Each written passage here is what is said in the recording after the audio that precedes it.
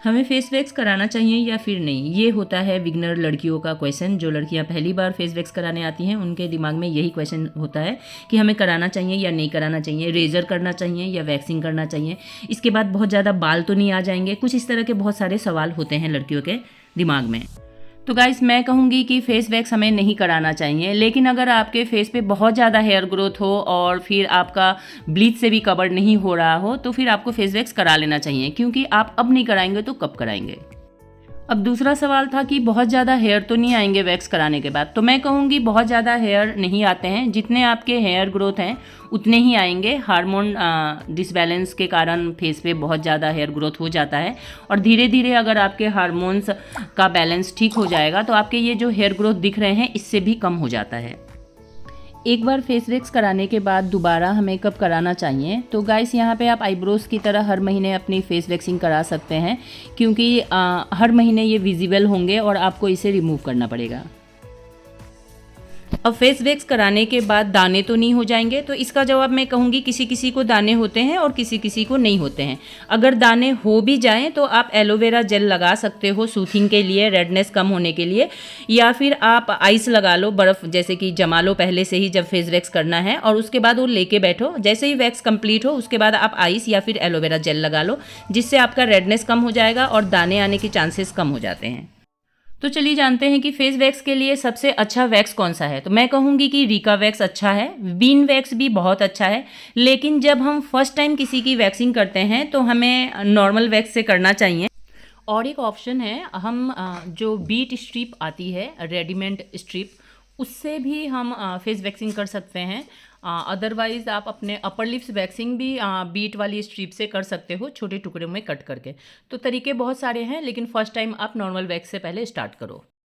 Wax complete होने के बाद अपने फेस को ठंडे पानी से धोएं और उसके बाद आप आइस लगा सकते हो। आइस के बाद आप एलोवेरा जेल लगाएं, जिससे आपके स्किन की रेडनेस जो है वो कम हो जाएगी, और उसके बाद से ठंडा ठंडा भी फील होगा और आपके फेस पे दाने भी नहीं आएंगे।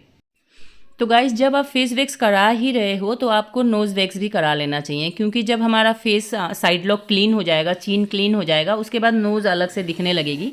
तो साथ ही नोज़ को भी क्लीन जरूर कराएं, और नोज़ को क्लीन करने के लिए आप रीका वैक्स का यूज़ कर सकते हैं बिना सोचे समझे। रीका वैक्स जो है हमारे नोज़ के वाइट हेड और ब्लैक हेड को अच्छी तरह से रिमूव कर देता है। तो यहाँ मेरी क्लाइंट का वैक्स जो है कंप्लीट हो चुका है, और मैं इनके पूरे फेस पे एलोवेरा जेल अप्लाई कर रही हूँ, और यहाँ रिजल्ट आप देख सकते हैं, आपके सामने है। इतना अच्छा मतलब क्लीन हुआ है इनका फेस। और ये देखिए साइड लॉक में कितने हेयर थे, सब क्लीन हो गए। ये है इनके हेयर जो साइड लॉक वाले थे, माय गॉड बहुत ज़्यादा हेयर थे। और ये है हमारा वैक्स जो मैंने इनके फेस पे यूज़ किया था, हनी वाइट चॉकलेट वैक्स है ये, और इसका लिंक मैं डिस्क्रिप्शन में डाल दूँगी, वहाँ आपको मिल जाएगा।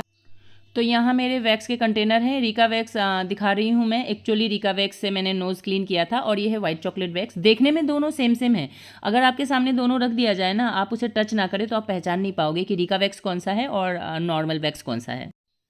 तो क्या आप पहचान लोगे अगर आपको किसी सैलून में रीका वैक्स की जगह वाइट चॉकलेट वैक्स से वैक्स कर दिया जाए, तो क्या आप पहचान लोगे?